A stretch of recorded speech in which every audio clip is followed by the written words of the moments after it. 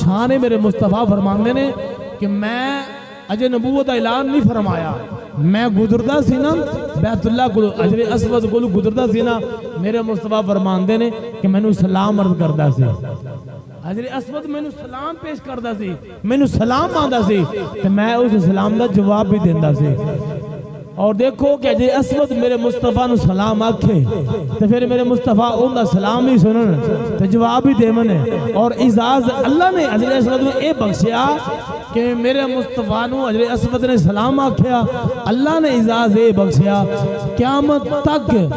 حجر اسود نو اللہ نے اعزاز اے بخشیا کہ تو میرے محبوب نو سلام کیتا ہے، قیامت تک میرے محبوب دے نوکر تینوں سلام کردے رہے۔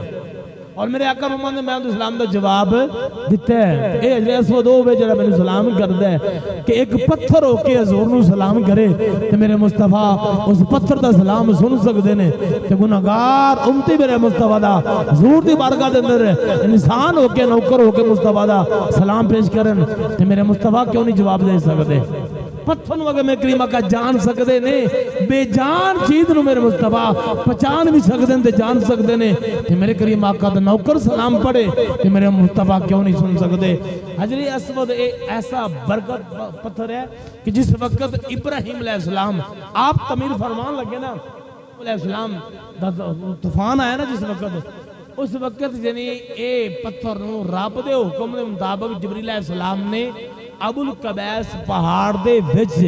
امانت دے طور تے اللہ نے جبریل نے حکم دیتا کہ حجر اسود اٹھا کے ابو القبیس جو مکہ پاک بیت اللہ دے سامنے پہاڑ ہے اے اتھے رکھ دیتا جائے، اور رب دا حکم سی کہ ابو القبیس اے تیرے کو میری رب دی امانت ہے، ان دی تو حفاظت کرنی ہے۔ جس وقت بیت اللہ تعمیر کرنے لگے ابراہیم علیہ السلام نے فرمایا کہ وہ پتھر لے آؤ،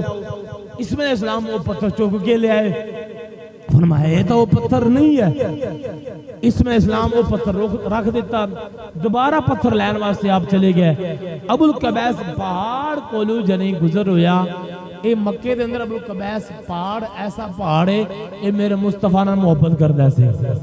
مدینہ پاک دے اندر جنہیں اود پہاڑ مصطفیٰ نے محبت کردہ ہے، مکے دے اندر اے پہاڑ ہے، اور اے ابو القبیس ایسا پہاڑ ہے، اس پہاڑ دے اتے میرے مصطفیٰ کھڑے ہو کے مکے دے کافران